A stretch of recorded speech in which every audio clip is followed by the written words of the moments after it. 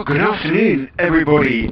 Slight amount of surprise in my voice to be saying good afternoon to you from the Fisher County Ground, Grace Road in Leicester. Day 4 of the Bob Willis Trophy first class match between Leicestershire and Nottinghamshire. Richard Ray for BBC Radio Leicester, Dave Bracegirdle for BBC Radio Nottingham. We are going to bring you, if the weather permits, 52 overs. Dave chuckling in the background there. 52 overs, the umpires have said, is what we might be able to play. The situation of the game, well, it's still quite delicately poised. Leicestershire lead by 22 with 7 second innings wickets intact. They are 143 for 3 in their second innings after Notts made an enterprising declaration at lunchtime yesterday. And at that stage they were, let's have a look-see, not so very far ahead. It was 121 when Stephen Mullaney decided to give his players a chance to bowl Leicestershire out yesterday. They didn't quite manage to do so, but they did pick up 3 wickets on a flattish track. But it's not going to be easy out there, Dave, is it? It's not, Rich. No, good afternoon, everybody. Crikey, what a day. Very, very wet this morning, and you can probably hear in our effects microphone. It's the blowiest of blowy days in old Blowtown right now. As Richard was introducing us, I chuckled there because I was just expecting him to say enjoying us a little later for our third voice today would be Nanook of the North. It's really a day for Eskimos. It's been absolutely filthy this morning. Very, very blowy. We were debating whether the bales would actually be on. I think they are actually on, Rich, but I wouldn't be surprised if we have 1 or 2 hold-ups with them being blown away. Nick Cook, the square leg umpire, looks absolutely frozen. The floodlights are on, there's a little bit of rain in the air. And let's try and be optimistic, but I'd be very surprised if we get 52 overs in. Zach Chappell, with the wind behind him, comes in from the Bennett end and bowls outside off stump to Colin Ackermann, who lets it go. The wind is from the south, so it's not a freezing wind, which helped to dry the covers. There was a lot of water on the covers, of course. I was actually surprised when I came into the ground, given the volume of water that has fallen since about 4 o'clock this morning, that there weren't puddles on the outfield. So presumably the sort of wind had kept it reasonably dry, but it also shows how effectively the ground drains these days. Chappell turns, and he comes and bowls to Ackermann, who leaves outside off stump. It rather loops up into the gloves of Tom Moores behind the stumps. This is going to be a big wicket for Notts, isn't it?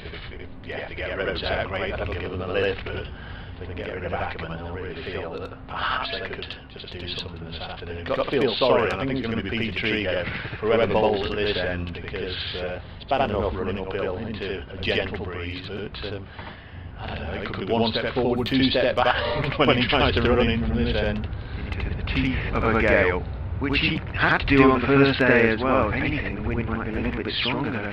In goes Chappell and bowls. It seems back into Ackermann, turns it calmly into the leg side, from a roundabout leg stump out to Samit Patel, who's on the square leg boundary, and he's happy to take 1, the first time, and I suspect not the last. The bails have been blown off, and in comes Nick Cook. The umpire to put the bails back on. Very dark, the bails, so these are old heavy wood ones, whatever they're made of these days, mahogany or that's the heaviest, unheaviest. They used to say they were mahogany, but I don't know. We both found out and discovered early in the game that neither of us knew anything about trees, so why do you expect I would know anything about wood?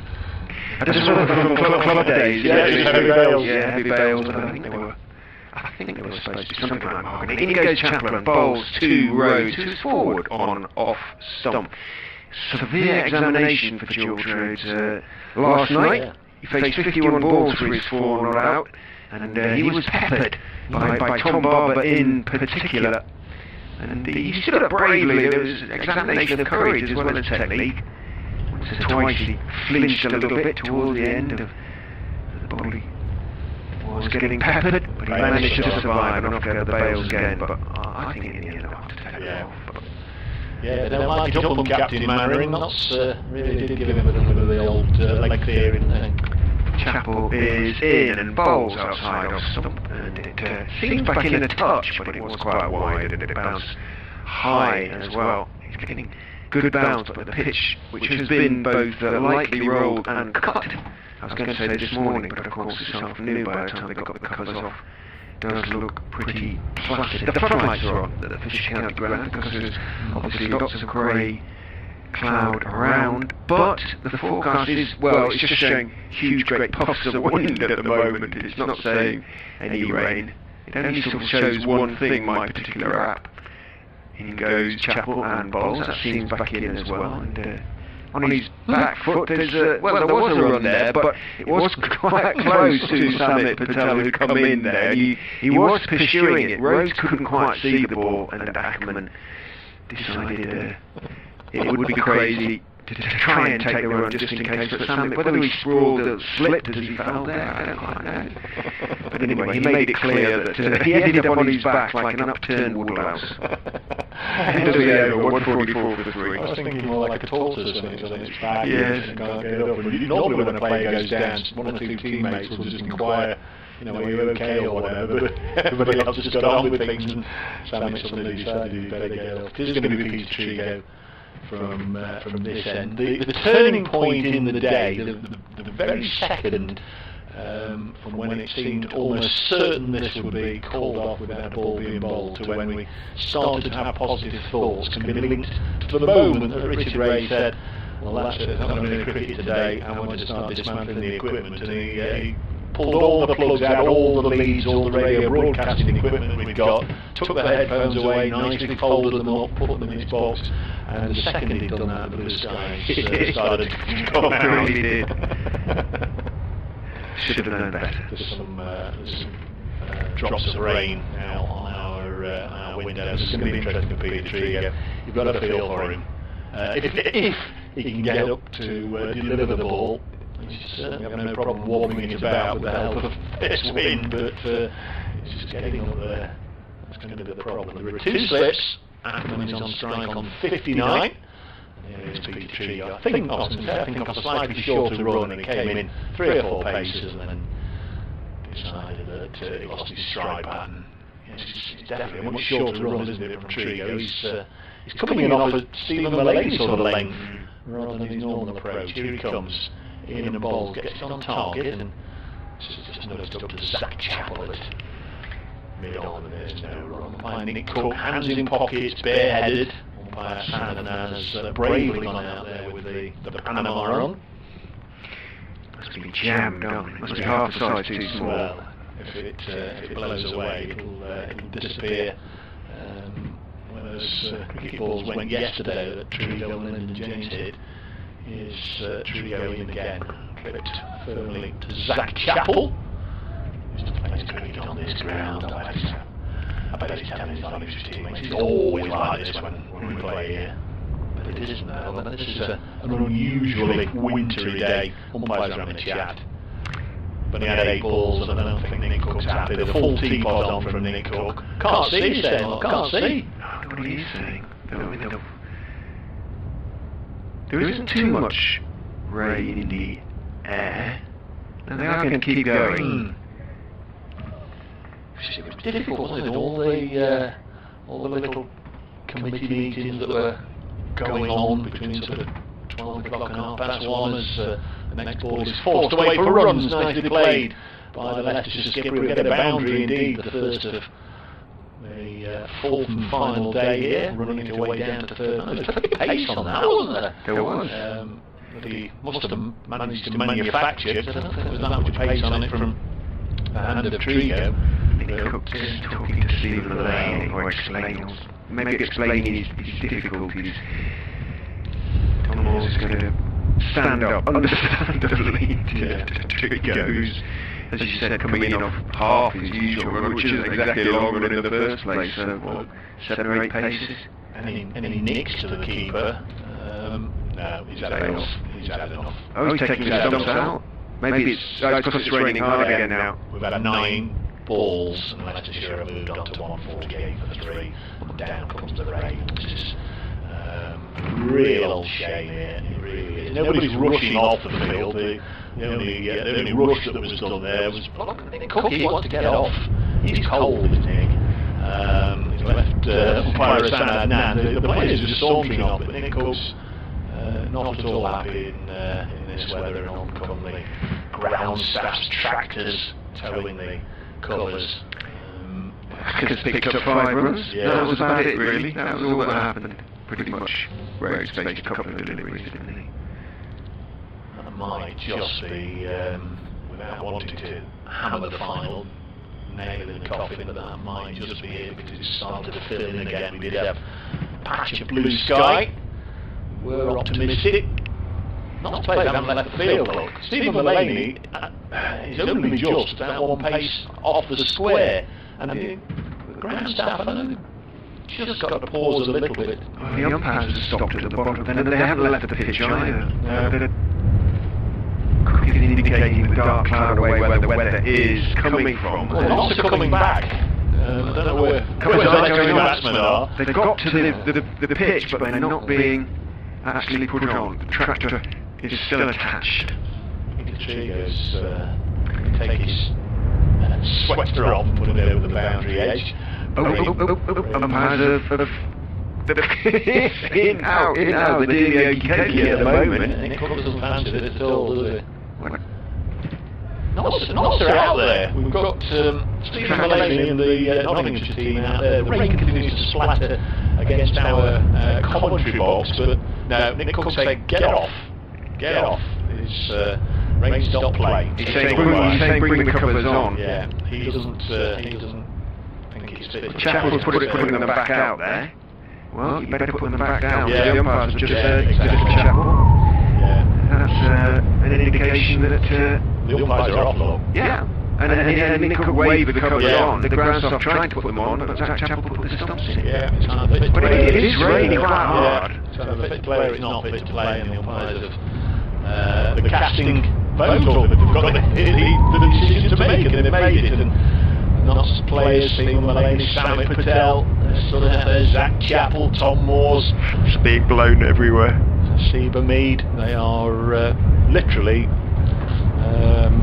within 10-12 feet of the covers. 1 or 2 of the others have just meandered back over the ropes now and are heading back to the Nottinghamshire dressing room, but there's going to be a delay of sorts, but there's a little bit of brighter weather on the horizon, and that's the direction it's coming from, so we'll get back out there, I'm sure. It's just a temporary, yet another temporary delay, but yeah, it's far from satisfactory, and you've got to feel for the umpires, haven't you, because there's clearly at the moment, it seems, one side having got this far into the day, got changed, got in their whites and got out there and prepared themselves. It's very clear that Notts want to have a really good crack at this and see if they can get a few wickets and perhaps force a result. Leicestershire, a positive result for them, less likely, and you'd imagine possible, really. Yeah, you'd imagine they will be far happier to just do what the umpires told them. Yeah, to see the covers on and go. There's no sense of anybody quarrelling over it or anything like that. Although Zach Chappell almost took it upon himself that we'll be able to play on, and he put the stumps in before he was quickly shouted at by somebody and took them out again. 148 for 3. Has to be a little bit careful about that sort of thing, Mr. Chappell. It might be interpreted as disagreeing with the umpires. Well, on a day decision. like this, to be honest, I was just going to say before Trigo bowled that ball with Tom Moores standing up, it's very, very difficult to hear anything, and a nick behind would have to be a genuine one that the umpires could see, because you certainly wouldn't be able to hear anything. It's ridiculous. Not from one end anyway. No, it depends. From one end you'd be okay, wouldn't you, with the sound being blown in your direction. From the other end, not a chance. I'm still reluctant to go back to the dressing room. They obviously feel that. Oh crikey! Now what's that? That's the. It's a sort of barrier that prevents any water getting under the covers, but it's quite a heavy thing. That it's just been blown off the covers. See the umpires back down below us, Rich, and look, Nick Cook saying it's raining. Let's go inside, folks. It perhaps caught a sight of the Nottinghamshire players still over there on the far extremities, reluctant to go inside, and maybe they thought, well, I wonder if it has stopped raining, but see the 2 umpires come out and hold their hands up and to say, well, it's still raining. So the ground staff will begin their labours once again. I'm sure the tarpaulins will appear in a moment or two, which is quite right. They've got to go through the proper procedures and protect the ground. They'll take some of the covers, or those sort of barrier things are going to take them off because they can't keep them on the covers at the moment. Here come the umpires again with the spare balls. So it's all getting a little bit farcical, Dave, to be quite honest. Let's try and commit one way or the other. Out goes Nick Cook and Hassan Adnan again. Does this mean they're restarting? Are they going to tell the... Nick Cook's talking into his radio at the moment, perhaps getting the message to the scorers. Maybe we've lost an over. Remember, 52 was the number that the umpires said at the start of play at 2:15. We've had 9 balls. Nick Cook points to the sky. The ground staff await instruction.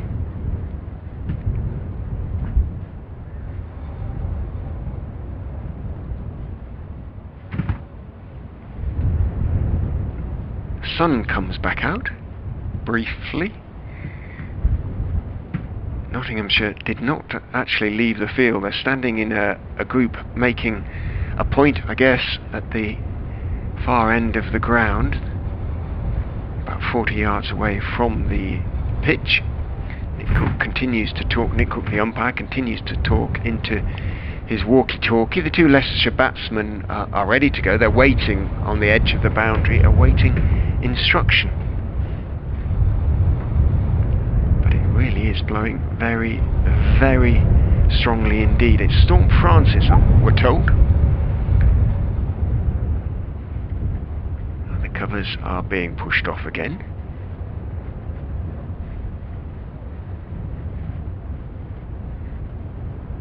Hoist attached to the little orange tractors and being pulled off. Knots wander back towards the middle. Colin Ackermann and George Rhodes wait on the edge of the boundary, and here they come now, start walking back out. Ackermann moved on to 63. He picked up 5 runs in those 9 balls. Rhodes just faced 3 of them. He didn't add to his overnight score of 4 not out. The stumps go back in.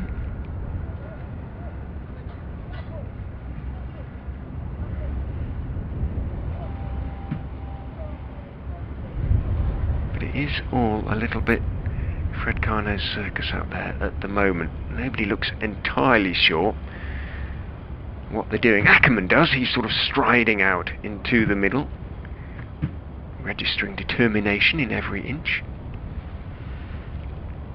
A few hands plunged deep in pockets out there.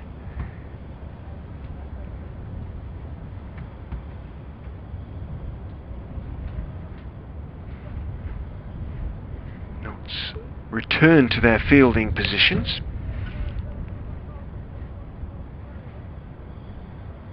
The bails go back on. Or attempted to be put back on. Nick Cook's got his on, and Nanny's is struggling a bit to get his to stay on.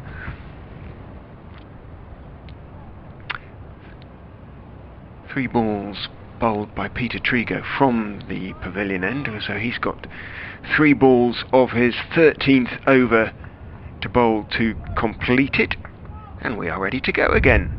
Trigo is in, just 4 or 5 steps, bowls very short back foot by Ackermann, just plays it out in the gap at point out towards Samit Patel, who's on the point boundary. Patel throws in and Ackermann picks up another one. He moves on to 64, 149 for 3.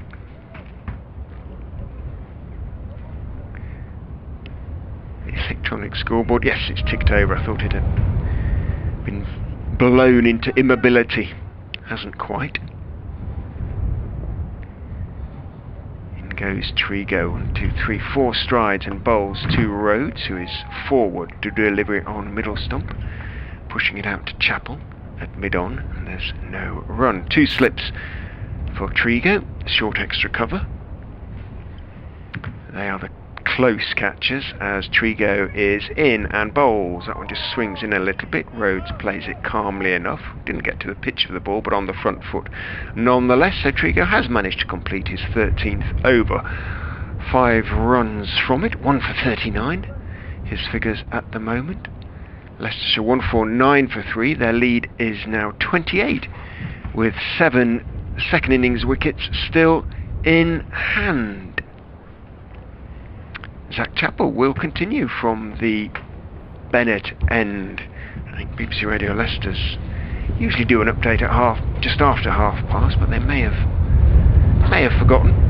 We'll see. They could just come on into the earphones. So I'll just do this over, Dave, if that's all right, just in case, and then hand it over to yourself. In goes Chapel. Bowls to Ackermann, who is on the back foot, defending a ball slightly short of a length on off stump, pushing it out into the covers, picked up by Hasib Hamid. The bandana flapping away in the, I was going to say breeze there, but in the gale behind him. Ben Duckett wanders out to have a word with him. I've got the effects mic turned down just about as far as it can be and still work, but hopefully it isn't putting you off too much. Do let us know. Do tweet us if you're listening. In goes Chapel and bowls and bounces up towards the hip of Ackermann. He just turns his wrists on it, drops it out into the leg side. Barber runs around from mid-on to mid-wicket to pick up, and the single is taken. Dave Palmer says he was watching on the stream. He said it looked like Nick Cook has given Zach Chapel a bit of a ticking off for putting that stump back in the ground. Well, it was... yeah, I thought he may not be over impressed, the umpire. I don't think he was. However, you've got to leave that sort of thing to the umpires and the ground staff. There is going to be an update, it seems. Might just get this Chapel delivery in to George Rhodes. Bowls outside off stump and allowed to go through. But they are back out there now. Started at 2:15 with 52 overs possible, according to the umpires Nick Cook and Hassan Adnan. They did go off briefly after 9 balls when we had another little flurry of rain, but they are back out there. Leicestershire have added to their score. They've moved on to 154-3, which means they lead by 29 with 7 second innings wickets intact. Captain Colin Ackermann is leading the way. He is 65 not out. George Rhodes, who has yet to add to his overnight score, is 4 not out. Conditions extremely difficult. They're basically playing in a gale. Leicestershire 150-3. I think they've sliced 2 overs off the allocation, Rich. 47.2, yes they have, so 2 off, 2 more off. So we're down to 50, theoretically. But as you say, we'd both be quite surprised if they play those overs. Because even if we stay dry from now on in, the pitch is playing so well, Leicestershire should be able to bat these overs out. In goes Chapel, bowls outside off stump. They'll be able to if Chapel keeps bowling out there, but it isn't easy for the bowlers. No. It's going to be a real tricky problem for Stephen Mullaney, who's going to bowl from our end of the ground, the pavilion end of the ground, because you really are running into the teeth of a gale. We've got Trigo doing it at the moment, and the one over he bowled, he pretty much came off half of his normal run-up, and even then he was forced to stop a couple of times with the breeze buffeting him about. Chapel turns down the slope, he comes, bowls outside off stump. Rhodes steps forward, lets it go, end of the over. Apologies if you're watching on the stream, because I think I'm watching myself from glancing at it from time to time, and the cameras are shaking in the gale, and there's not much that can be done about that, I'm afraid. But if you look at the umpires' coats and the players' whites, and the trees in the background, if you can't really see them on the stream, but they are really ripping to and fro. Hopefully there won't be any branches off, but conditions those not by great. The scoreboard, look, they're doing a right old dance, aren't they? They really are. Because they're all still in full leaf, of course. Yeah, These are sort of conditions that branches do get blown off. Swaying around. It's going to be Trigo again. Well, what will be the 4th over of the day? We started at 2:15, if you've just been made aware that the cricket started. And they went off for a few minutes. Here's Trigo in bowls, and they hit him on the pad, and he's asking Nick Cook, and the finger's gone up. Trigo's got a wicket, and Ackermann has to go. LBW. Trigo falls flamboyantly on his back. He just put it up there, really running into the teeth of this breeze. Ackermann not too thrilled with the decision. I fancy it's one of those that I can understand why it was given. We're not in line, but Nick Cook again raising the digit, and Notts have got the important wicket. Leicestershire 150 for 4. The lead is 29, but that might be a very crucial moment as their captain departs for a battling 65. Yeah, little in swinger. Ackermann was forward and sent on his way by Nick Cook. 65 off 159 balls, and he hit 8 4. No, because he hit an extra 4 this afternoon, didn't he? So 9 4s for Ackermann. But he's gone now, and Leicestershire are only 29 ahead. And Leicestershire, well, their batting lineup isn't the strongest at the moment. It's not the deepest at the moment. It certainly doesn't compare to Notts, for example, in terms of depth. And the next man in is the wicketkeeper Harry Swindells, and then you're into the all-rounders. So a real opening in the door as far as Notts are concerned. But in the first innings, this is where the Leicestershire resistance really began. So we'll see what happens. 150 for 4. Second wicket of the innings for Peter Trigo, 5th of the match. So he's certainly made a contribution here. Batted quite nicely yesterday morning as well. Made 22 in that very enjoyable partnership with Lyndon James. Chat going on between Trigo and Nick Cook. Nick Cook just showing where he's hit on the pad, no doubt. Just tapping his right shin. Have a look at the replay when it comes up. Swindells doing a little bit of gardening, having taken guard. Notts just got 2 slips, and they've also got Ben Slater in there to catching short extra cover. Might have seen Hamid go in there close in on the leg side, but he's at backward point at the moment. Again, Trigo sets off and then is forced to stop and start again. 150 for 4. Notts have got the early bonus, the early lift they were looking for. Trigo, right arm, medium pace, bustler, pushes it through, and the ball gets by Tom Moores, but Duckett and Clark, the 2 slips there. It's Clark at first slip who picks up the ball. Trigo's former side, Somerset, have just managed to get on and have a few minutes at Gloucestershire and knocked over the last 2 wickets, so Somerset have won today.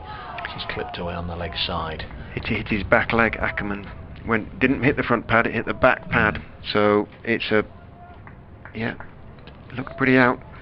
It was quite a celebration of sorts by Trigo, who decided to throw himself to the ground, Charlie George-like, way back in the 1971 FA Cup final, wasn't it, against Liverpool. Just lay down on his back, waited for the adoring teammates to pick him up. I'm not sure if they did actually, as the next ball is pushed out by Swindells, the Leicestershire wicket-keeper, into the offside. I'm sure it was a little warmer back in the meet in the Leicestershire dressing room where Swindells was a few moments ago. Tom Taylor doing next, and then Ben Mike. Both scored half centuries in the first innings. Little more than 4 paces here, Trigo, but doing just enough to inconvenience the batsman, just getting it to nip around. Probably the right man for the job here. It's difficult to see, unless it was the skipper himself, Mullany, who else would bowl from this end. Patel, I suppose, the spinner. He wouldn't reach. He wouldn't reach. The ball would be blown back to him halfway down. 150 for 4. Undoubtedly hear how strong it is. Next ball has gone through to Tom Moore. So a successful wicket taking over for Peter Trigo, a wicket maiden to the all-rounder. 14 overs, 4 maidens, 2 for 39 to Peter Trigo, who has got rid of Colin Ackermann, hitting him on the back leg, and Nick Cook, the umpire, raised the finger. Trigo flat out on his back, arms spread, as Dave said, making it a generational reference to the 1971 FA Cup final, but I remember it, absolutely I do. Everybody will have seen the clip of that. Yeah. Charlie George. There was a song about him, wasn't there? Pop song. Probably was. Everybody staggers, the slips all staggered back there, huge gust of wind, and again as down the slope comes Chappell to bowl to George Rhodes outside off stump, bounces through, good height as you would expect given what he's bowling with, what's behind him. Cricketers are always made aware of the importance to cover their heads and make sure the old protection factor here, but it was almost ridiculous there that all three slips, as Chappell was running in, they were holding their caps hard onto their head, just wedging them on, as you say. Could be one or two get blown away. Mullaney hasn't got a cap on. Trigo hasn't, of course he's bowling. Chappell is in and bowls. Forward goes Rhodes to deliver it on off stump, playing it firmly back up the pitch on the onside, straight to Barber at mid-on. Otherwise, no fielders in a single saving position on the leg side. There's just Patel at deep square leg and long leg as well. Leicestershire effectively 29 for 4. Tea will be at the normal time of 20 to 4, so this is a big hour. Leicestershire can't afford too many wickets to go down, I fancy, in this hour. Chappell is in, bowls a bouncer to Rhodes, who just bobs at the knees, lets it go over his head, rather loops through and then down into the gloves of Moores, takes it quite low. Cloud beginning to build up away to the southwest where the weather's been coming from, but it is quite distant at the moment. The forecast, as I say, is for it to pretty much stay dry from now on. Just incredibly windy as Chappell is in again, almost having to hold himself back. Forward goes Rhodes to a good length delivery, pushed out into the offside, off stump. Mullaney is the fielder, moving to his left at mid-off, and again there is no run. 64 balls George Rhodes has faced for his 4 runs. It faced 51 overnight. So continuing to apply himself, George Rhodes. He waits with bat raised as Chappell is in, bowls to him outside off stump. Again there's good lift and carry, but again the direction is a little awry just outside off stump, and the batsman doesn't have to play, doesn't. We did lose a tree a year or so ago, one of the big willow, when I can't remember which storm it was, but it was a storm with a name. one of them. It's storm beginning with F, isn't Francis, it? This was Francis, that's it. Yeah. But there was a willow by the sort of children's play area over there. Lovely thing. The current Pope's Francis, isn't he? I believe so. Yes, he is. Yeah. Not the same fella, I don't think. In goes Chappell and bowls outside off stump, too wide this time, and Rhodes lets it go through. I was saying, do as Kent did when they lost their famous lime. They made it into all sorts of little souvenirs, didn't they? Little bats and pens and all sorts of stuff. But Leicestershire didn't seem to occur to them that there was a possibility of commercial exploitation there, and it went on somebody's fire, I suppose. I don't know. A tree being blown over in the car park. Well, it was a huge beauty, and it was a lovely thing. You actually couldn't see most of those houses, but in that gap over there, it was the sort of thing that a craftsman might have said, yes, I'll give it a go. It is always a shame, of on course, commission. when the big old trees do get blown over. Here's Trigo getting blown over himself as he delivers this next delivery to Swindells. Still looking for his first run, leaves that one alone. There's not much romance in your soul, Dave Bracegirdle. Tree in the car park. Well, it's a little bit different to the one that was actually on the outfield at Canterbury. Yes, but you know. It's Trigo bowling. Ooh, it's a leave from Swindells, and he nearly paid the price. So who was it? It was Stafeed who was out not playing a shot, wasn't it? It was, yeah. In the Nottinghamshire first innings, or their only innings to date. Lots will have to bat again, but in order to do that, they need 6 more wickets. It's not going to be easy. It's Trigo once more. Bowling pushed into the offside by Swindells to Samit Patel, who fizzes the ball back into the gloves of Moores. No sub-fielders on at the moment for Notts. We've seen 1 or 2 of the younger lads running on and off over the course of the 3 days.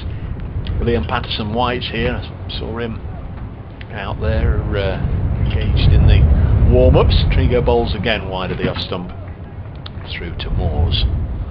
150 for 4. Ackermann has gone, if you're just joining us. The Leicestershire skipper added 7 runs to his overnight of 58 and then was hitting Peter Trigo's previous over. Trigo has now got 2 of the 4 wickets to fall. Shares a word with Stephen Mullaney and then in past Nick Cook. He's frustrated again by the bat of Swindells. Overs remaining now 44 after this one.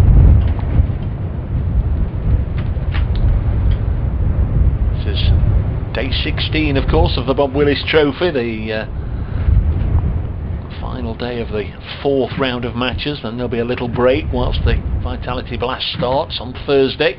This one's clipped away. Swindells has got his first run down to Tom Barber behind square on the leg side. So 151 for 4. He'll keep strike. That's the end of the over.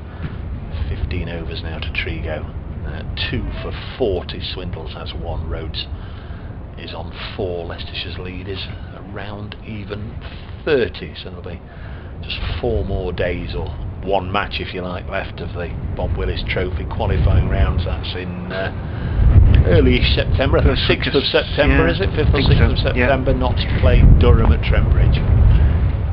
And Leicestershire up at Headingley against Yorkshire. Hasib Hamid loses his cap and asks Treat, and then he's running off to the boundary. Oh, he's going to get short leg padded up, I suspect. So he asks Peter Trigo to pick up his Notts cap, which Trigo obligingly does. I think Lyndon James is getting something in his... I mean, it could be all sorts blowing around there. I saw, although the pitch has obviously been swept, I saw dust blowing off it, or little bits of earth blowing off it earlier. Yeah, James is struggling a bit. I hope he hasn't got contacts or anything like that. Heard him interviewed last night.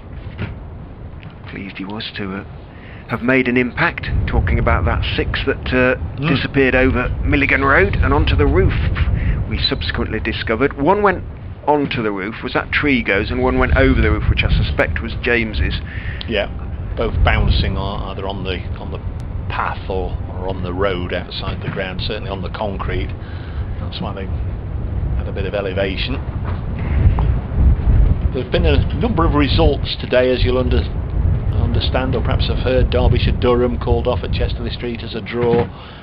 Worcestershire Warwickshire the same. Hampshire Essex at Arundel the same, and Yorkshire Lancashire no play in any of those today. They're all draws, and the one finish, the genuine finish, Somerset have defeated Gloucestershire by 314 runs. Are we in danger of going on 5 Live Sports Extra? Last game standing. Possibly. In the end, in goes Chappell and bowls and beats the outside edge of Swindells' bat. He went forward and it did seem back in, or come back in. I don't think it swung away or anything like that. I think he simply played down the wrong line there, Harry Swindells. We are one of 3 games that have now started. Right. Northants are 67 for 1, needing a further 122 to beat Glamorgan at Wantage Road, and Surrey are 73 for 4, needing 119 more to beat Kent at the Oval. That's the game, I suspect. Not sure about the test match. Has that been called off officially? As Chappell is in again to Swindells, drops a little bit short, gets up on his toes and fends it down towards a sort of wide gully. Trigo has to run around from backward point to pick up, and Swindells picks up his second single. He moves on to 2. Leicestershire 152 for 4, lead by 31. You made the point yesterday that they don't want to get too bogged down, because every run is going to have to be scored. Counts double in effect, doesn't it? Yeah. And that is where time will be eaten up. Rain again, reach on the windows. Spitting in it again. Yeah. So it's not purely about defence. shouldn't be. In goes Chapel and bowls to Rhodes, who is solidly forward to a good length delivery on off stump. Back down the pitch, picked up by Chapel and retained by Chapel. Yeah, 6 or 7 maidens in itself obviously frustrates Notts, but not scoring any more runs. You're still only 31 as it is at the moment in front, and you're still vulnerable to a little mini collapse. Fango saying commentary has a bad echo. Not quite sure what I can do about that. Very, Fango. very blustery. In goes Chapel and bowls short outside off stump, and it goes straight through Moores as well. That was curious. Might just have dipped. So 4 byes. Wasn't particularly well played by Rhodes. He got down on one knee and it flashed by in front of his chest. It bounced just before Moores, and on the half volley he couldn't scoop it up, and it went all the way through for 4 byes. 156 for 4. Leicestershire's lead now 35 with 43.2 overs maximum remaining to be bowled. I'm not really sure what I can do about the echo, Frank. I think it might just be the prevailing atmospheric conditions. In goes Chapel and bowls outside off stump. Just came back in and up on his toes. Rhodes did play that one well. Dropped it back down the pitch on the offside. Picked up again by Chapel in his follow through. Quickish delivery from Zach Chapel. This would be interesting if we were trying to broadcast from an outground in a marquee or something. I think would be blown away. Or in the old wooden box that used to be up here. I'm not sure how much of that would be left by now. Now that would echo, I suspect. In goes Chapel and bowls to Rhodes. A straighter delivery on towards middle and leg, this time again on the back foot. Rhodes defends out into the onside. There is no run. 156 for 4 at the end of the 76th over. So they might just, I suppose in theory, get a little burst with a new ball, but if they're still bowling in 14 or 15 overs time, you never quite know. You don't. Could be useful. Yeah. You'll have to be aware of Chapel as well. If he starts thinking about the second new ball, doesn't want to keep him going too long now and then not be able to bring him back in a wee while. Stopped raining, thankfully. No more spits and spots of rain about in the air. Rhodes still on his overnight 4. He's taken root. 19 balls he's faced this afternoon. 70 in total for his 4. Presuming, I don't think it was one scoring shot, was it? He's made his way to 4 perhaps with... Nick Cook's just been blown backwards, literally. So Trigo again to bowl to Swindells. A couple of slips. We have got the short leg in there now, this wide of the off stump from Trigo, who looked around quizzically. I think he might have... Bail might have blown off. I don't know. Let's have a look. No, nobody's going to put it on, so I'm wondering if the bails are on actually. Trigo is in and bowls, and it's defended. Just get the binoculars here if somebody moves out of the way. I can't see any bails that are on at either end. Really can't. Have they called it yeah. I can't impossible. See any on. No, definitely. Tom Moores has moved out of the way now, so I can see clear green grass all the way between the 3 stumps, and there's no bails on. So we're bailless as Trigo bowls. It's defended, so it's a difficult one, isn't it? For the umpires, very much struggling to hear at the far end. And if there is a nick to Tom Moores, did it come off the bat? Did it come off the stumps? 156 for 4. Next ball down the leg side, tickled away by Swindells for 4. George Rhodes has been waiting for a delivery like that he can just get his skull moving again, but it went to Swindells and he's clipped it away. Handy runs there. He'll move on to 6 when it goes on the board. It hasn't as yet. It was off the bat, wasn't it? Yes, now it's on. Now it's gone on. So the lead is 39. Scoreboard like everything else today, it's just struggling with the elements. Joe Clark just makes his way back to first slip in time as Trigo comes in once more, and there's 4 more pushed away through the offside. Smashing him to all parts now is Swindells. He's on to 10. So difficult for Trigo though to sort of bowl a consistent line and length into this. But unless it's Mullaney, I can't really see anybody else would be able to do the sort of holding role running into the teeth of the breeze. Just don't think Samit bowls it quickly enough to get there. Next ball is worked away behind square, and that's good calling from Rhodes. Just did his bit there to help his partner out. Ran the single quickly, and Swindells on to 11. That was a profitable over for Leicestershire. The Foxes are 165 for 4, leading by 44 here on BBC Radio Leicester and BBC Radio Nottingham. He was standing watching the shot there, Swindells, and suddenly saw and heard Rhodes coming towards him. Good call. I think it's a 6 overs. Break, yeah. Time for me to pop next. Yes, indeed. Almost the top of the hour. Out come the gels and the drinks. 42 overs potentially remain to be bowled. The lead is 44. Obviously they'd lose 2 for the change of innings. So still time as far as Nottinghamshire concerned. Chase anything, of course they would. Try and get 90 off 10, whatever. All perfectly feasible these days. So plenty of work for Leicestershire still to do here. 165 for 4, Swindells 11 off 19. Rhodes, the immovable Rhodes, 4 off 70 balls for George Rhodes. As I say, not only was he peppered with the ball, he was peppered with all sorts of advice, shall we put it, by Nottinghamshire during his innings yesterday. A couple of times he had to step back when one of the verbal volleys disturbed his concentration as the bowler was actually coming in.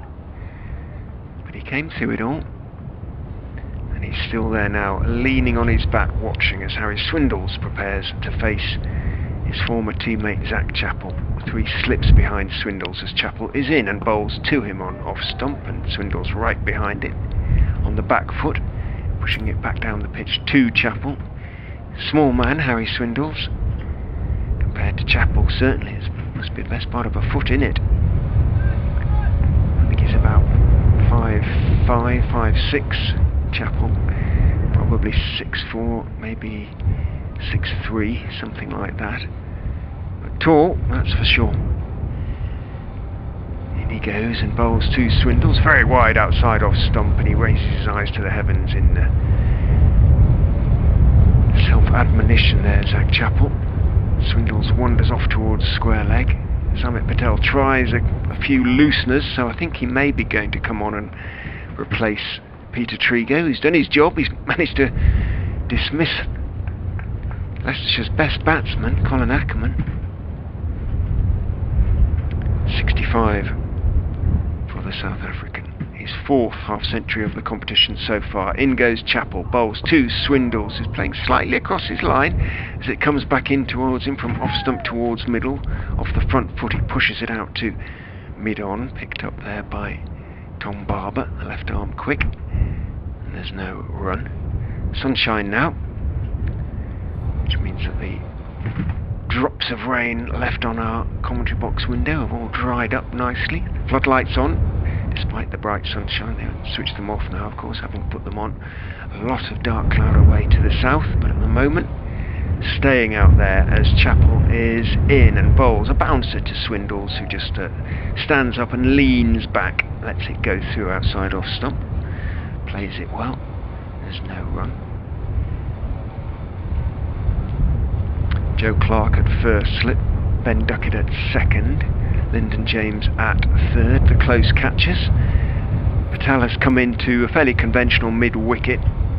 Nasib Hamid is at short leg, Barber at mid-on, Mullaney at extra cover, as in comes Chappell and bowls to Swindells, who takes his bottom hand off the bat as he plays that one off middle and leg, pops up a little bit, back down the pitch. No, not the sniff of a chance for short leg or the bowler, but even so, slightly false shot. Ben Slater is at, I think that's Slater at backward point.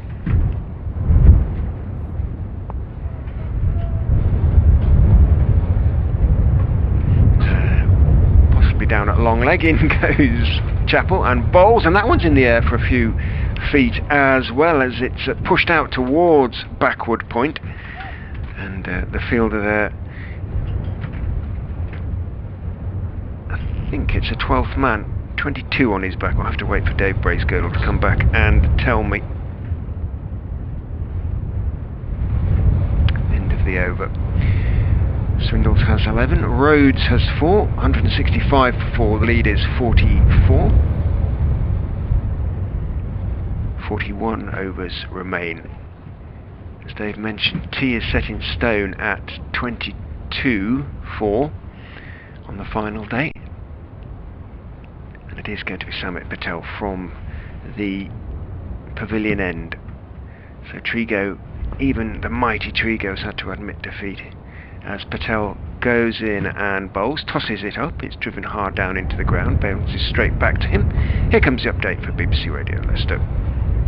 Yeah, they still are out there, the players, and the rain that came back briefly has gone away, so it looks like we're going to get at least a few more overs. Leicestershire have moved on, they've moved on to 165, but they have lost another wicket, that of the skipper, Colin Ackermann, who played so well yesterday, and indeed briefly this afternoon. He went leg before wicket to Peter Trigo, little in-swinger. Ackermann dismissed for 65, made the score 150 for 4.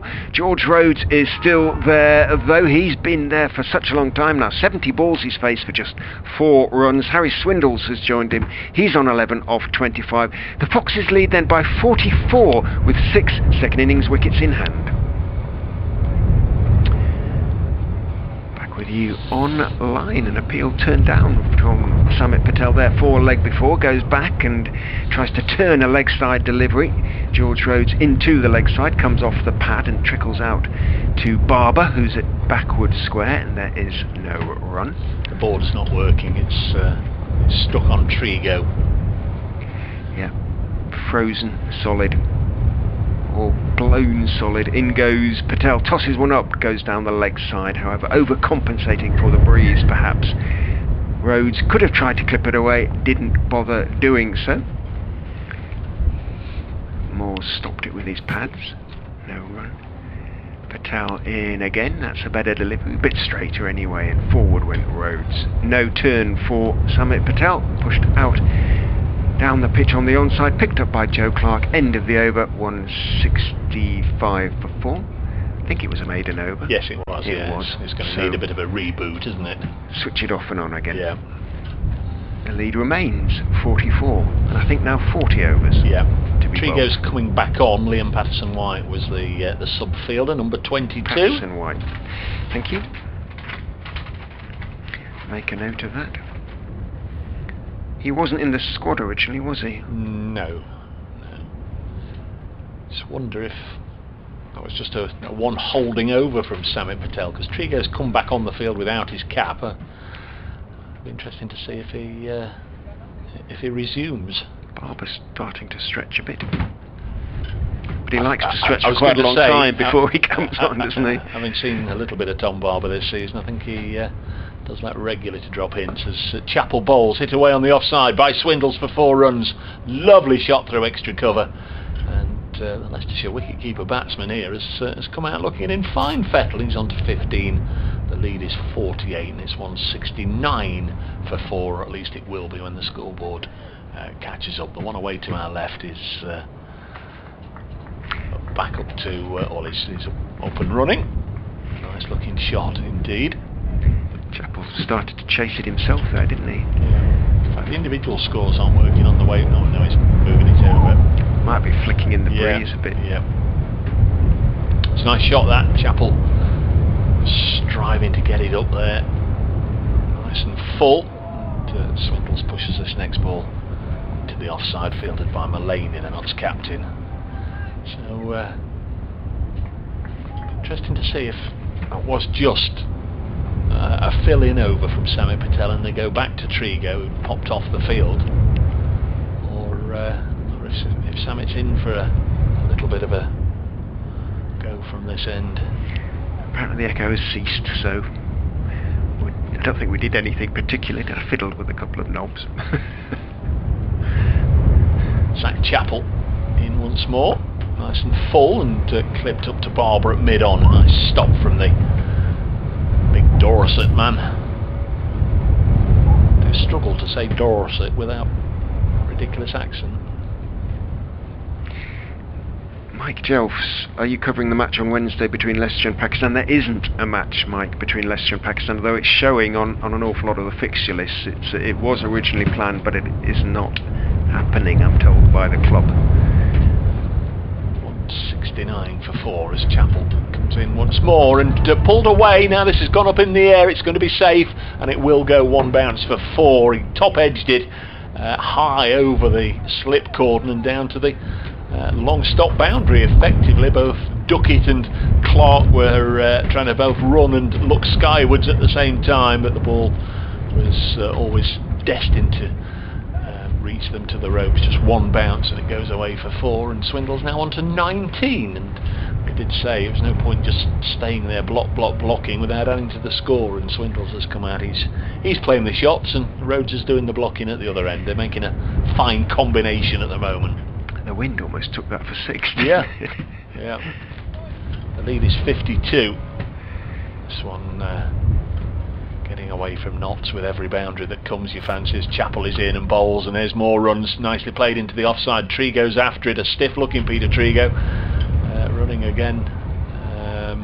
Battling the elements out towards the meat side of the ground, and there's 3 more to Swindells, who's a man in a hurry. He's on 22.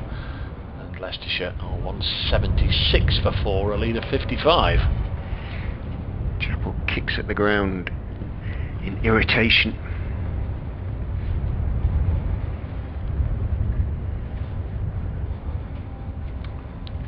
Nice to watch a tricky little run chase later on, but I'm sure there's plenty of Leicestershire supporters who say exact opposite. No, we don't want anything like that. 176 for 4. Ooh, a quickish delivery from Chapel, short of a length, and Rhodes, not for the first time, rocks out of the line of it. End of a successful over for the Foxes. Chapel 18 overs now, none for 34, but Swindells is motoring. He's on 22, Rhodes is on 4, the lead is 55. Patel will continue as a sweater comes out for Peter Trigo, so I think his work is definitively done for now. Just quickly, the other 2 games. Surrey now 77 for 5, needing 115 more to beat Kent, and Northants 83 for 1, needing 106 more to beat Glamorgan. By all accounts, it was quite an innings from Marchant de Lange yesterday. His 62 ball century or whatever it was.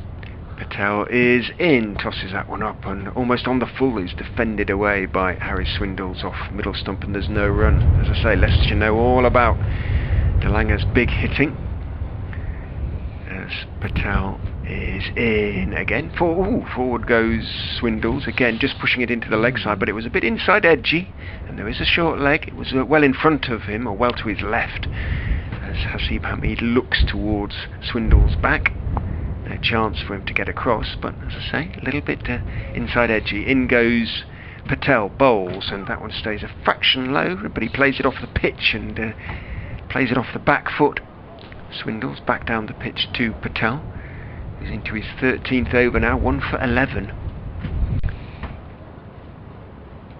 Swindells just takes his time to settle. A few spots of rain on the window as in goes Patel, tosses that one up and whipped away by Swindells, who used his feet well and clipped it away through mid wicket. It is going to make it, actually made it comfortably enough. Clark was in pursuit, but he was still a good 10 yards behind it when the ball crossed the ropes. Swindells on to 26 from 34 balls, Leicestershire 180 for 4. They lead now by 59.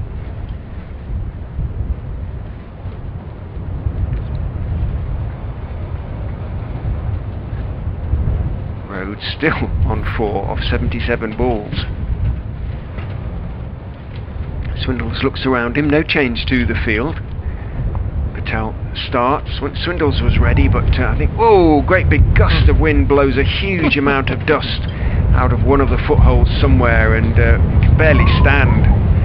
And Swindells now is leaning on his bat, and Nick Cook is talking to Samit Patel, because players can almost not stand. In goes Patel and bowls. Again he uses his feet, Swindells, and just turns it calmly out into the onside, slightly wide of Chappell, who's slightly deep at mid-on, and there was always going to be a comfortable single. Swindells took it, moves on to 27, 181 for 4. Eye-catching little knock this from Swindells. Leans on his bat and watches the young man from Leicester as in goes Patel, a couple of steps down the wicket and driven by George Rhodes. I thought it was going to be his first run for however long, but it was Ben Slater, who's deepish at extra. He'd almost hit it too well in that respect, and Slater, it came to him quickly, dived to his left, made the stop, so Rhodes doesn't pick up a run. 4 off 78 balls, so that's 27 he's faced this afternoon. 51 he was on when he came in. I'll have to ask the scorers when his last scoring shot was. Because we did have a little bit of this with Sam Evans, didn't we? We think he went more than an hour without scoring a run during his innings. He was dismissed for 48 yesterday. A little bit of news ahead of Thursday. Of course, the Vitality Blast starting. Knott's first game up at Headingley against Yorkshire, or the Yorkshire Vikings. Joe Root will play for Yorkshire in the Vitality Blast, or certainly will be available to play for Yorkshire on Thursday against Notts. Live televised game, that one, but you'll also be able to hear commentary online as always. I'll be at Headingley for that one. It's going to be Tom Barber replacing Chappell. Barber with figures of 15 overs, 5 maidens, none for 18, but we did feel it was slightly flattering yesterday, and that the batsman wasn't inclined to play at too many of them. Here he comes, left arm pace bowler, pushed into the offside by Swindells, straight to Peter Trigo. So 4 different bowlers already used by Stephen Mullaney, and play only began an hour or so ago. We did have a little break just as soon as they'd started. Didn't think there'd be any play at all possible today when we got here, or I certainly didn't. The forecast wasn't great for the remainder of the day. It had rained heavily overnight, came along the A46, it was lashing it down this morning. It's Barber in once more and bowls, and noticed into the offside. Lovely lady who took my temperature. I made her laugh, asking if she'd been singing. It continued to rain quite hard for much of the morning. It did. The early lunch was announced at a relatively early time. That's usually a preempter to an early calling off of the day. We'll have lunch at 12:30 and we'll call it off at 1, but it didn't happen like that as Barber comes in. Swindells can't get this away. There's a mat over the wicket 2 away from the one we're playing on. Presumably that's where Leicestershire will play their first home T20 game. I don't think that mat's been on for the rest of the match, has it? No, it hasn't. They're giving it a little bit of extra protection, I guess. So the players just have to be a little bit careful there, running on the mat, or the ball might just ricochet up, but it seems to be nicely pinned down. Here's Barber once more. In bowl, short. This is maybe off the forearm. It's looped up in the air and has fallen on that mat to absolute safety. In fact, they're calling the Leicestershire physios on straight away, so I guess it's clattered him on the helmet rather than the forearm. And I think Swindells is okay, but once again we see this, the concussion protocol. They have to go through it every time. James Pipe is out there, the Notts physio, who was on the boundary edge. I'm here just in case you need me, but Swindells is, he's perfectly okay, but they're going to have to change the helmet, and they will. Just check him out. Look into my eyes. How many fingers am I holding up? Out jogs Will Graves, the Leicestershire physio, not carrying a spare helmet. And the physios get on as quickly as they can, don't they, just in Yeah. case that there's a medical need, and then the 12th man usually brings a choice of helmets out. Puts his mask on, gets his smelling salts out perhaps. I suspect not. Just gives Swindells a chance to recompose himself, but I don't think he was particularly discomforted. It was a good delivery, it was a good bouncer, he went for the hook. They both took their... Why has Ben Slater taken his trousers off, one wonders. Out there, he's... any clues as to why that might be? He's displaying a pair of dark undershorts. I don't know. I don't know, I really don't know. Your guess is as good, unless they're kind of ripped or something at the back. Or it looks like it, doesn't it? They haven't been blown off, have they? Sorry. Oh, he's been brought a spare pair, unless he's sent... no, he's putting them back on, yeah. so... No, that would have been remarkable. Had they ripped like an overpressed sail, they didn't. So we've got an awful lot of nothing going on at the moment. Clearly the Leicestershire 12th man has been dispatched to find a suitable replacement helmet for batsman Harry Swindells. Notts have only just had a little hand sanitising break, so they're not inclined just to rush off and do that again. So everybody's just sort of waiting to get back up and running again. It is a spare helmet, which is kind of why I was wondering why they don't automatically bring one on, because if it is hit, they're nearly always like a motorcycle helmet and things, isn't it? If it gets a bang, you're supposed to change it. Yeah. And on one comes, courtesy of the Leicestershire 12th man. I think it's Sam Bates underneath his black snapback cap. One of the new T20 caps. Swindells adjusts the helmet to make sure it fits. Happy enough with it, just trying it on. Yep, that'll do. Gets a little thumbs up, gives a little thumbs up to the 12th man. Goes running off. Swindells leaves the helmet on. He's going to glove himself up again.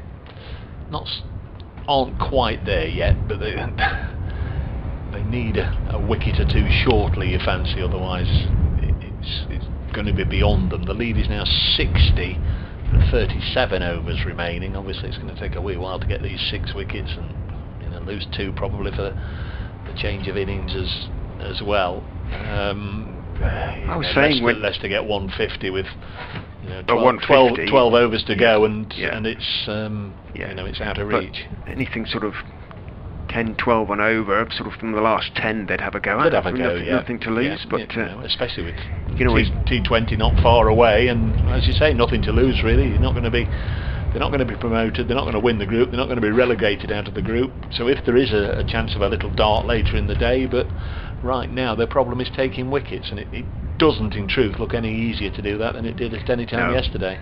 But it would mean that if they did lose a couple of quick wickets in the chase, they could always drop anchor and just make sure that they pick up the points for the draw, for what it's worth.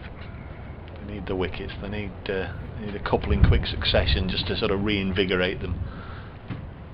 Is this my end? Barber in, bowls another bouncer. Quelle surprise, as they say. Oh, be quick with that wind. Yes. Swindells not inclined to try and play the hook shot, but it was going down the leg side. Well, might just have been an opportunity just to sort of help it on its way. Not to make a bit of a mess of throwing the ball round the ring. And bowler Tom Barber has to go and pick it up himself. Swindells on 27 from 40 balls, Rhodes on 4 from 70. Or 78 is it? 78, yeah. Stuck on 70 for a while, wasn't it, when the board wasn't working. Here's Barber. It's in, and this is a lovely shot down the ground from Swindells. Stephen Mullaney's after it. The ball will probably pull up, and they'll get 3 instead. So Swindells moves on to 30. It's a very, very good job. I fancy that we're in a solid structure on top of the Burrows balcony here, because it really, really is gusting hard all around the ground. Look at those trees doing a merry dance away to our right. It's not lessening. If anything, it's getting stronger and stronger. End of the over, 184. So the lead now 63. 37 overs remain in the day. Nick Cook, hands plunged deep in pockets, head deep down into his shoulders, having a word with Samit Patel.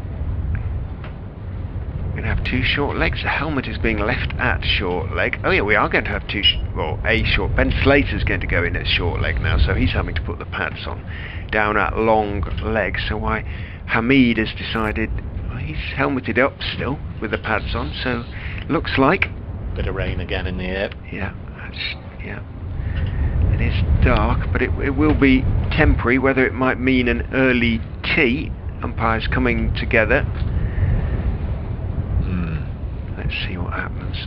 37 to go. What time is it? 23 Look at Ben Slater. past. What's happened to Ben Slater's? He's got his kit? pads on. He's got the pads on, and he hasn't actually just got the whites with a zip up the side, pulled back down over them. He's still in the business of putting his pads on. He's hobbling over. Why he can just, I don't know. Strange times. He's still got the zips up almost to the knee on the side. They're sort of designed, those pads, to accommodate the trousers to accommodate pads. But goodness me, just astonishing that they're out there in this, really. Two short legs for Patel to bowl to Swindells on 30. In he goes and bowls down the leg side. Swindell just steps back and lets it go through to Morse. There's no run. We like to give crystal clear broadcast quality commentary, but I just hope the listeners can hear the Nick Cook's get off. He says get off, we've had enough, it's ridiculous. Or I'm sure he was waving them off. Is he telling? Well, it looked to me like he was saying let's go, but now he's waiting for Ben Slater, I think, to sort himself out. Well, Pat Adnan seemed to want a word about something as well. I'm just counting now. He can't be in. Unfortunately, we can't hear a word of what's being said out there. In goes Patel and bowls on two leg stump and forward carefully. I don't think they can that are out on the field. That's why there's got to be a lot of extravagant arm gestures. And the way he was waving frantically, I thought he was saying, let's go off. I think he was saying, come over here and tell me what you're trying to say, because I can't hear you. In goes Patel, going for the sweep, bottom edge, and it just trickles between the two short legs. Hamid puts out his left foot and tries to stop it, and there is no run. I did think the forecast I saw was from 4 o'clock onwards. Possible dry. Dry. Okay. In goes Patel, bowls.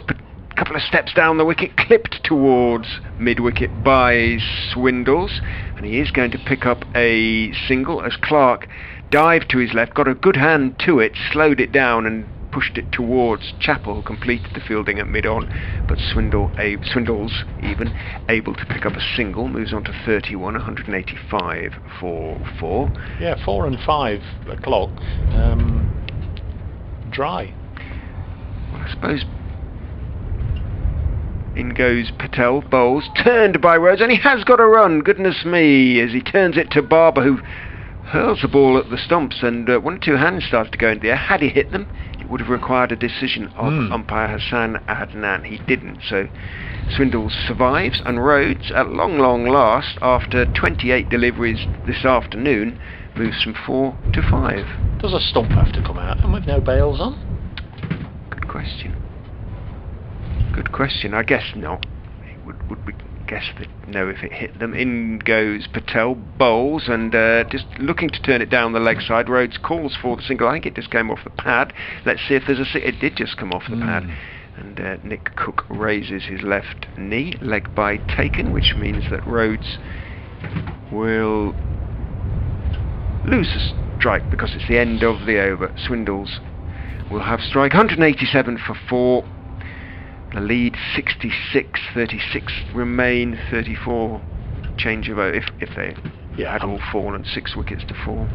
Yeah, I would imagine once they've said, look, there's no bails, folks, the umpires, as ever, are the sole arbiters, and if we can see clearly that the ball has struck the stumps, you know, it's the same with clean bowled, isn't it? Obviously, sometimes the stumps don't come out of the ground, but we're not playing with bails. But that run out, umpire Adnan would have had to adjudicate it. The ball just clipped the stump, which it must have been close to doing. Here's Tom Barber.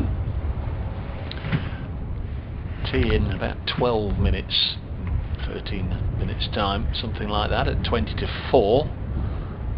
Said that will be tea break, whatever, on the final day. Next ball is pushed into the offside by Swindells, who's made a bright and breezy 31. Leicestershire beginning on 143 for 3, so they've scored 44 runs. Swindells 31 of them. Rhodes, one of them. Yeah, there was those 4 byes, weren't there, early on? Ackermann got a few, and Rhodes has got 1. But from Leicestershire's point of view, he's still there. Swindells on strike. Here is Tom Barber. Bowls down the leg side, taken by Tom Moores. Lobs the ball to Duckett, and probably time for me to pop next door and do a 3:30 update for BBC Radio Nottingham. Nobody can say that the players haven't shown willing, or the teams haven't shown willing to get the match to a conclusion on the field rather than off it. But I would be surprised if many of them have played in wins like these previously. We'll have to ask them afterwards, and will. In goes Barber. Bowls to Swindells, who turns a delivery off his hip down too long leg. In the air for a while. Lyndon James picks up. Gets his throw away. Swindells picks up 1, moves on to 32. 188 for 4, the lead 67.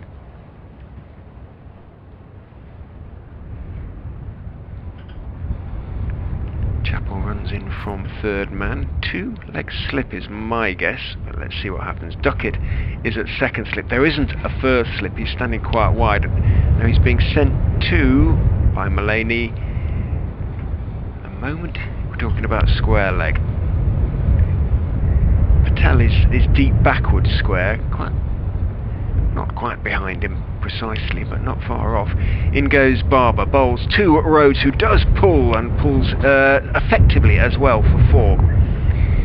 Nasib Hamid has his hands on his head at short leg, but so does Mullaney at mid wicket. But well, had Chappell been moved to a fairly conventional mid-wicket, it might have been in the game there, but Rhodes got plenty of it and hit it in the air, but through mid-wicket for 4. Moves on to 9. He's starting to unveil a shot or 2 now. No change to the field. Chappell stays at square leg as Barber is in again and bowls on off stump. Slightly short of the perfect length, which means that Rhodes could play it off the back foot, and did. Just dropped it down the pitch. Back down the pitch. And there's no run. 192 for 4. The lead now into the 70s, 71. There will be an update for BBC Radio Leicester as well in a minute or two's time.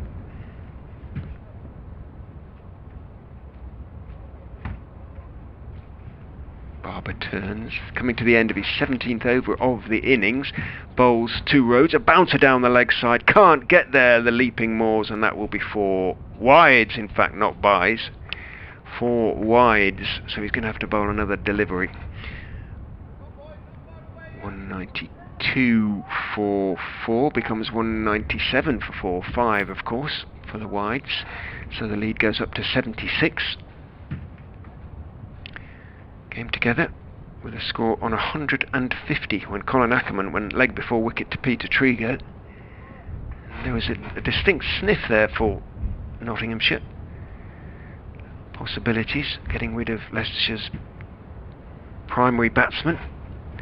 In goes Barber to finish his over, down the leg side again, and again Moores can't gather cleanly. It was low though this time, and he managed to get a good hand to it and slow it down on the way towards fine leg. As a result, Lyndon James is able to effect the stop, and a bye is taken. End of the over.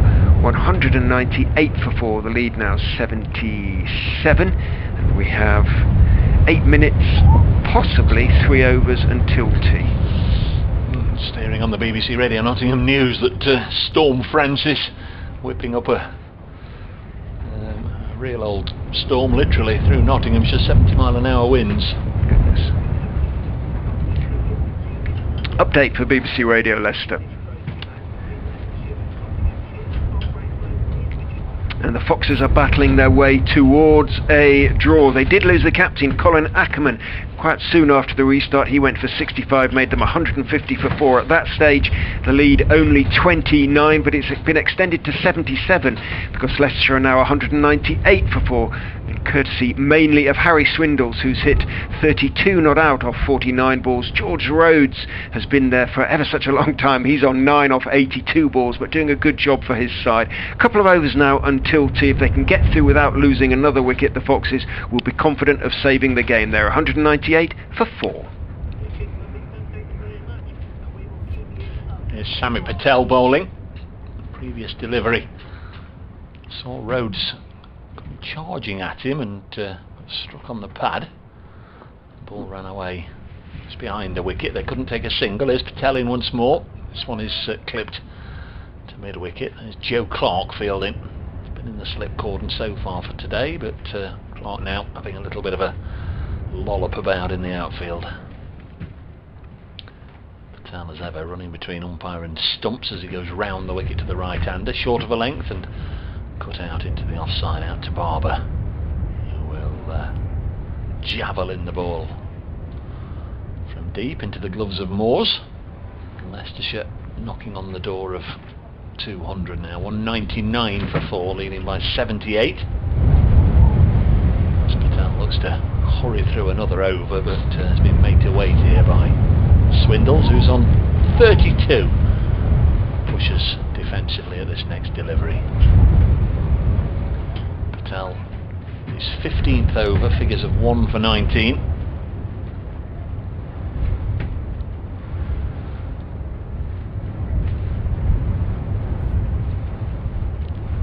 Wraps up this particular over with a ball that was just angling down the leg side, but just played straight down into the ground by Swindells.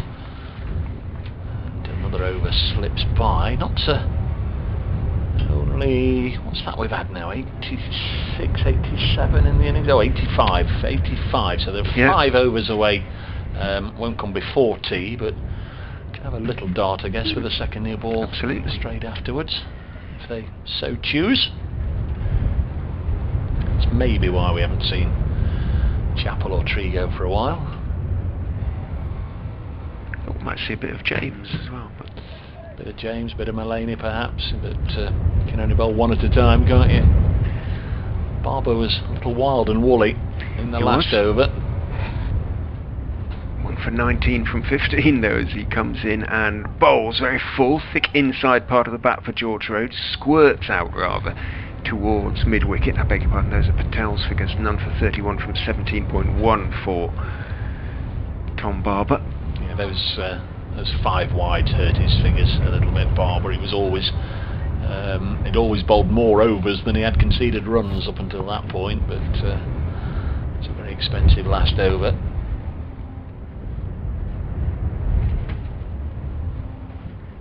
Turns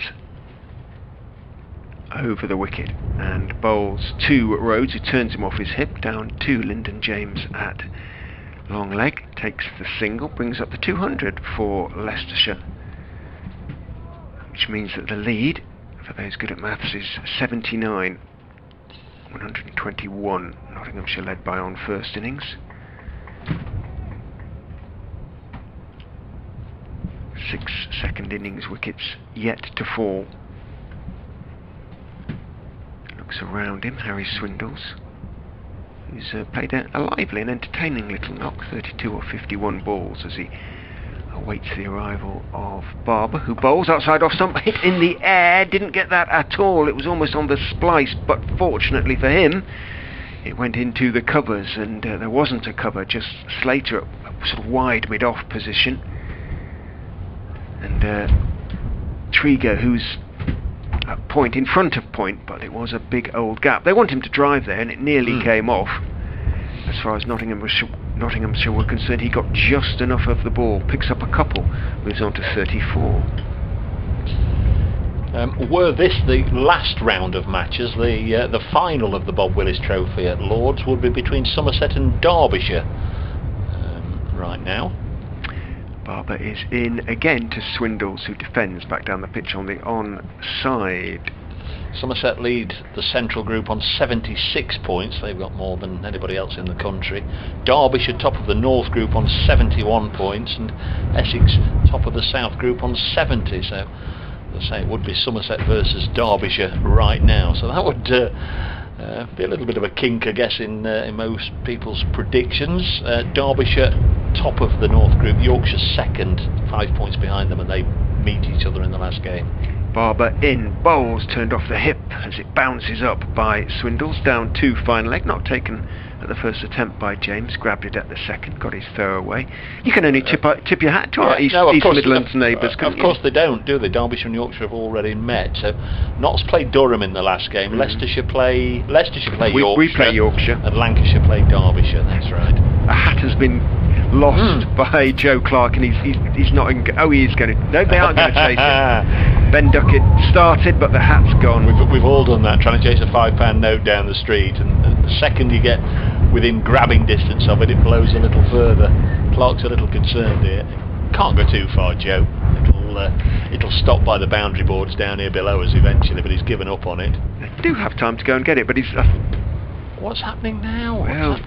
Nick Cook, because short leg has gone a little bit square, he's going to run across to point, and he may come round the wicket. It's also to make sure that Notts haven't got 3 behind the wicket on the leg side, because they very nearly have at the moment. Yeah, they do.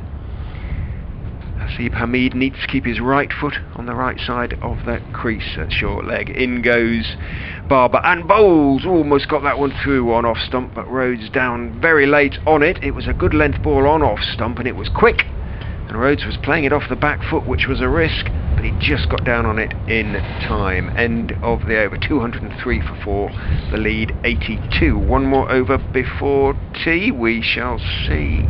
So the North Group reads Derbyshire top, 71 points, played 4. Yorkshire second, 66 points, played 4. Lancashire third, 46 points, played 4.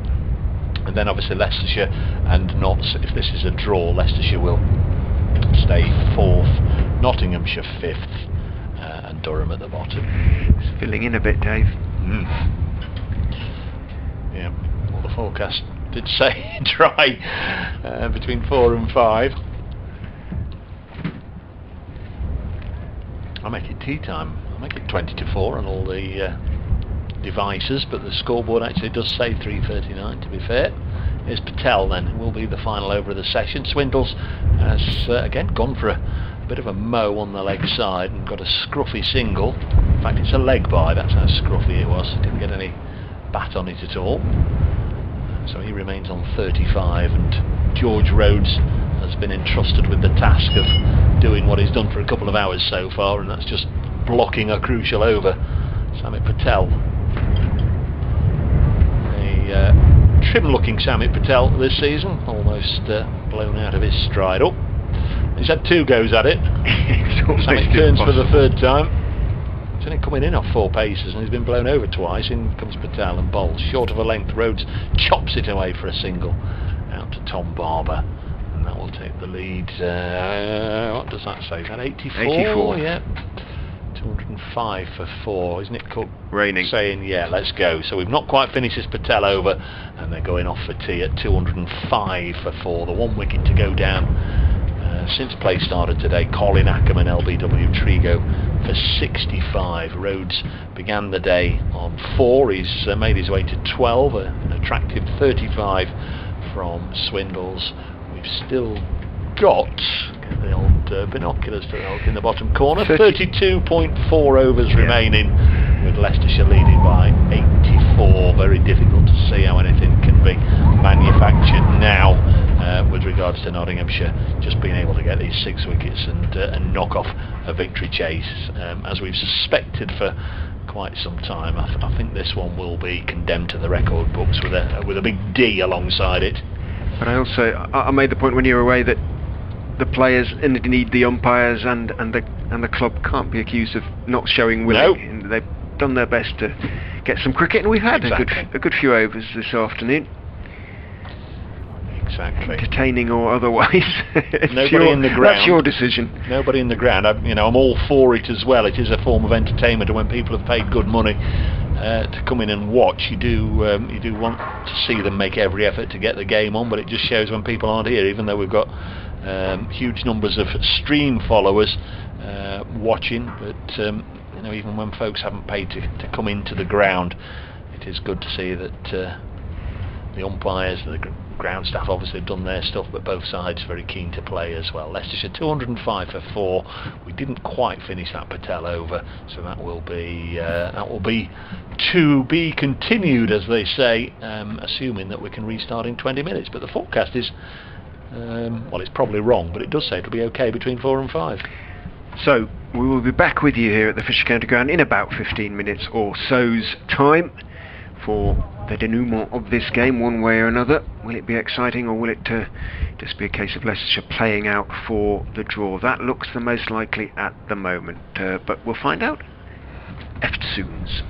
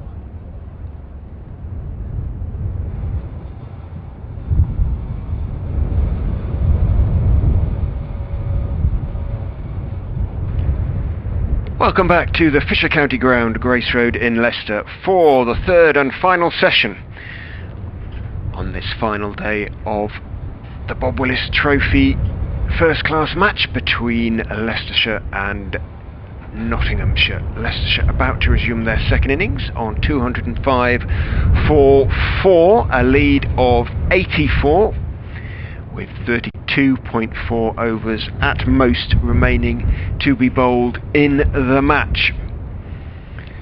The two not out Leicestershire batsmen, Harry Swindells, who's on 35, a breezy little knock, a suitable description given the conditions.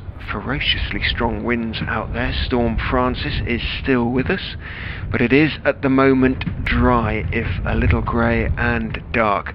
George Rhodes seems to have been there forever.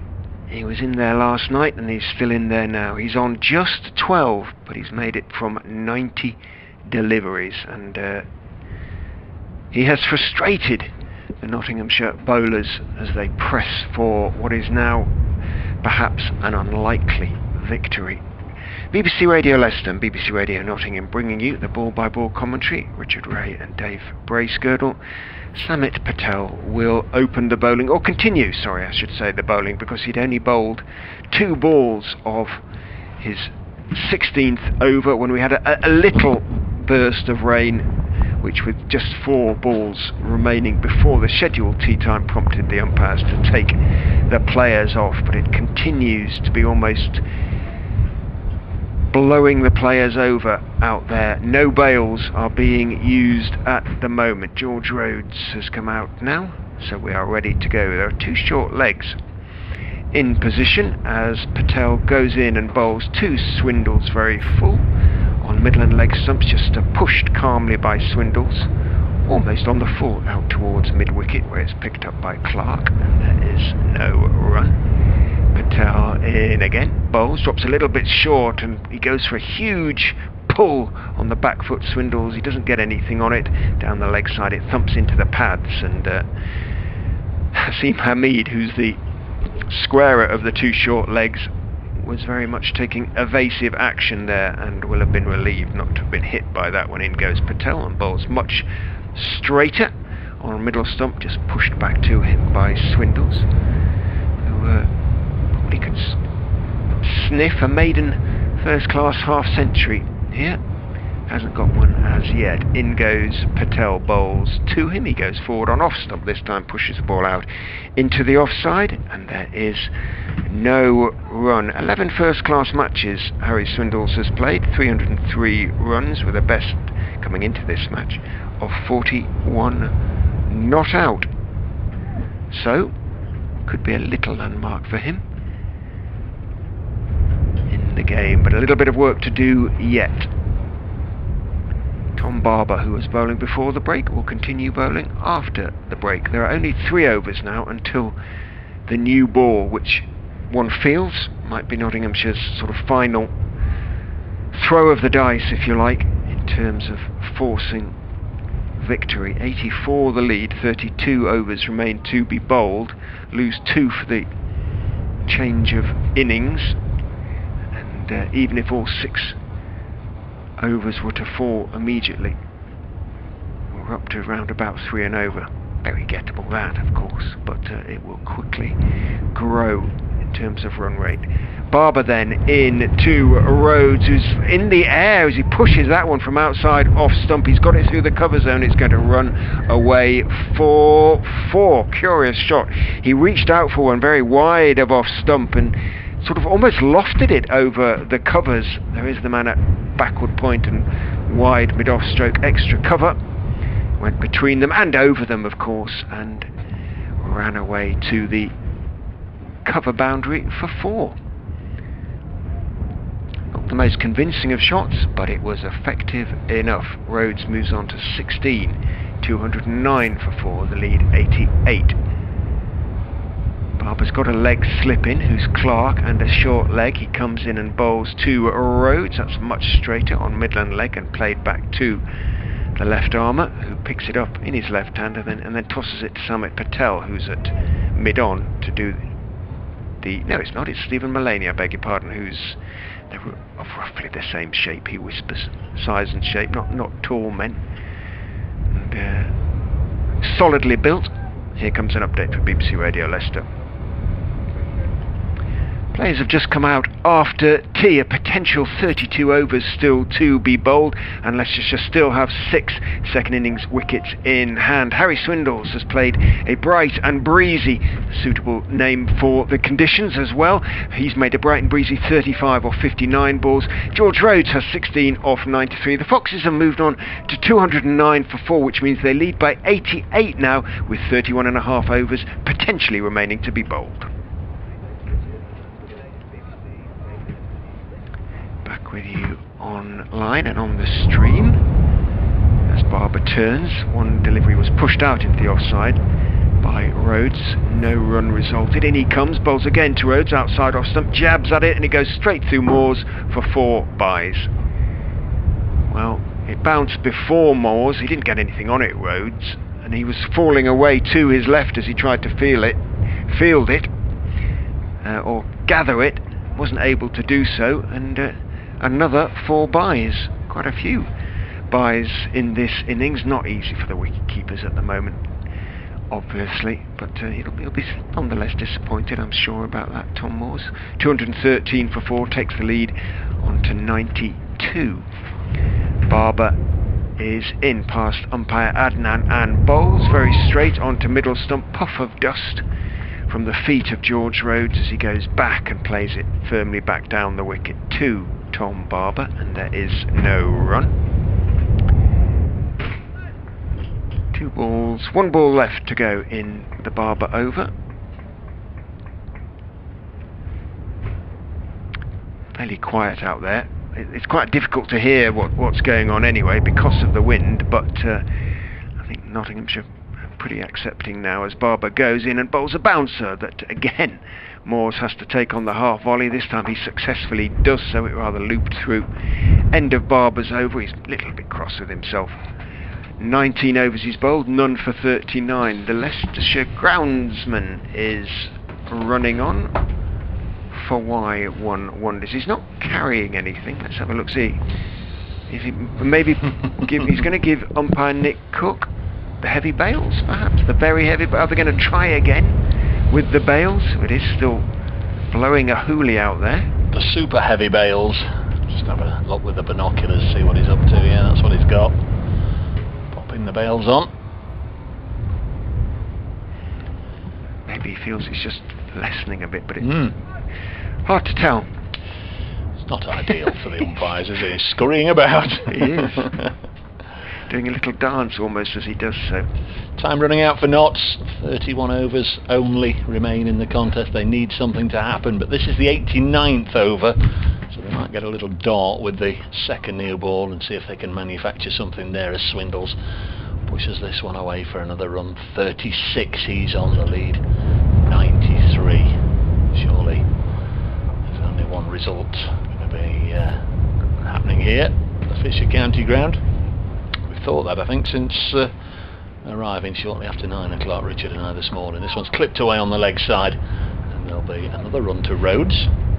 It's now on to 17. If ever there was a batsman determined to get a red inker, it's George Rhodes here in this particular match. But he's done a really good job. He's faced 97 deliveries. That's an awful lot of pressure. He's soaked up. He had it tough last night when Chappell and Barber both wanted to rattle him around the ears, gave him some short pitch stuff with men around the bat, but he ducked, bobbed, weaved and defended skillfully.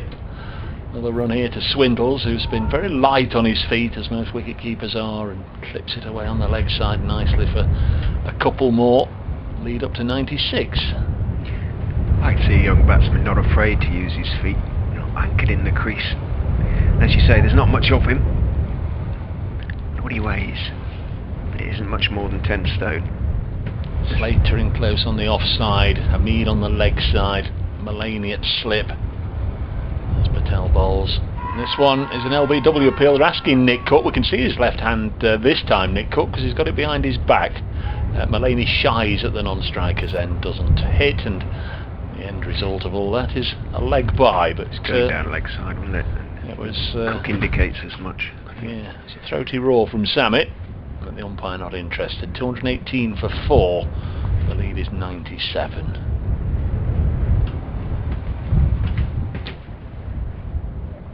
Oof. Still halted in his tracks. Running into a brick wall then if you just get buffeted about by the breeze. Next ball into Rhodes, forces it into the offside. Ben Slater picks it up. Chris Morley, thanks very much for the commentary, and thanks to the Leicester chap. Onwards and upwards for Notts, he says. Next ball clipped away on the leg side. Joe Clark will field. 219 for 4, Leicester chap. Don't think I've ever been called Leicester chap before. I'm a Yorkshireman. But nice to be associated with the Foxes. Lead then 98 now, almost 3 figures. There would be 28 overs if, well, there would be 27 if all 6 wickets were to fall off the next 6 deliveries. So we're getting up to close to 4 and over, even if 6 were to fall in 6.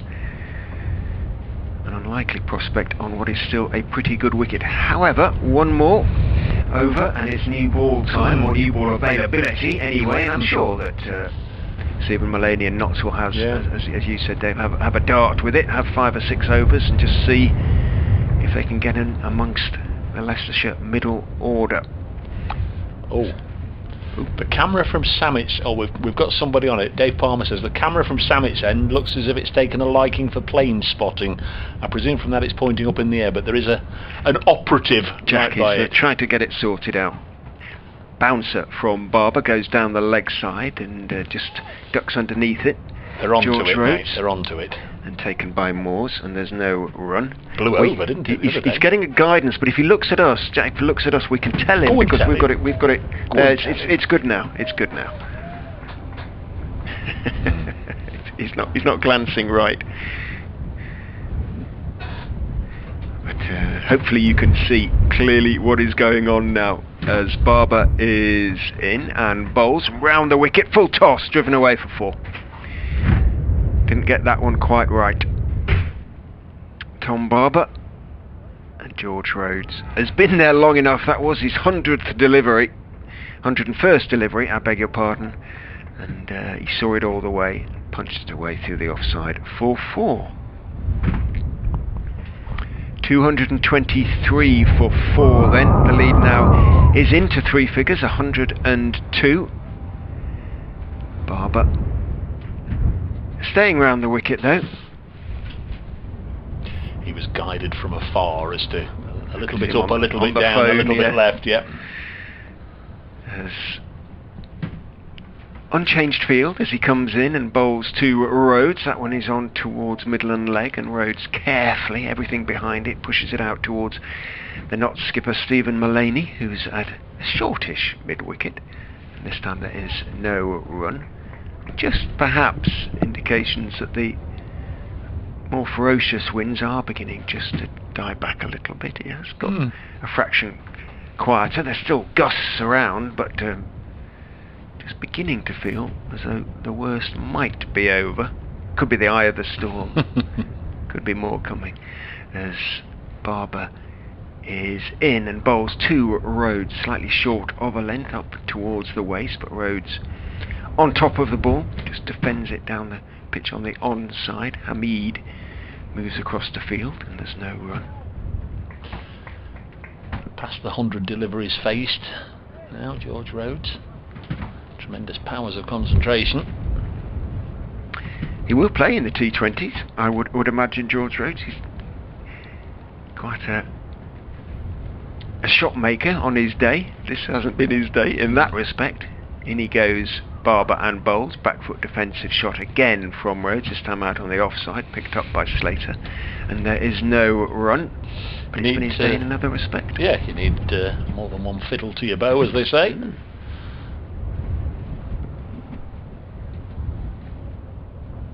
Bowls a little bit, doesn't he? A very little bit. Saw him haven't seen him this season bowl at all. 1 or 2 overs last season, bit of off spin, I think. Yeah. Leicestershire with Ackermann not short of occasional off spinners. In goes Barber and bowls outside off stump, looks to force it out into the offside, doesn't time it. It's in the air for a few feet as it goes out towards Slate again at wide extra cover, and there is no run. Light meter? What do you think? Second new ball. Second new ball, of course it is. Has been thrown by umpire Hassan Adnan to umpire Nick Cook, who holds up the ball for everyone in the ground, who are mostly stewards, to see. And ourselves, of course. Well, we didn't wave it to us. Do you think not? I don't think so. Don't know. It's going to be Peter Trigo, who's disrobing down below us, taking off his sweater. Might want to put it back on again. It's very blustery. It's chilly when you're out there. Did you bowl in a sweater? Did you always keep a sweater on, or depending on the temperature? No. I like to keep a sleeveless on. In most conditions, just simply to keep my back warm, really, but just in case. But